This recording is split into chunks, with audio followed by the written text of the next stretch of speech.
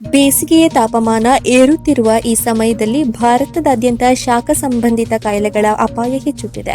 ನಮ್ಮ ದೇಹವು ತೆಗೆದುಕೊಳ್ಳುವ ನೀರು ಅಥವಾ ಇತರ ಪಾನೀಯಗಳಂತಹ ದ್ರವಾಂಶಕ್ಕಿಂತ ದೇಹದಿಂದ ಹೊರಹೋಗುವ ದ್ರವಾಂಶದ ಪ್ರಮಾಣ ಹೆಚ್ಚಾದಾಗ ನಿರ್ಜಲೀಕರಣ ಸಂಭವಿಸುತ್ತದೆ.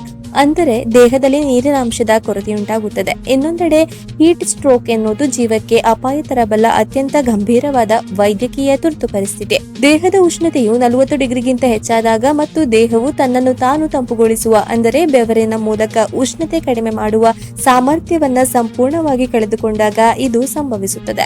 ಇದನ್ನು ತಕ್ಷಣವೇ ಗಮನಿಸದಿದ್ರೆ ಮೆದುಳು, ಹೃದಯ, ಮೂತ್ರಪಿಂಡ ಮತ್ತು ಸ್ನಾಯುಗಳಿಗೆ ಶಾಶ್ವತ ಹಾನಿಯಾಗಬಹುದು.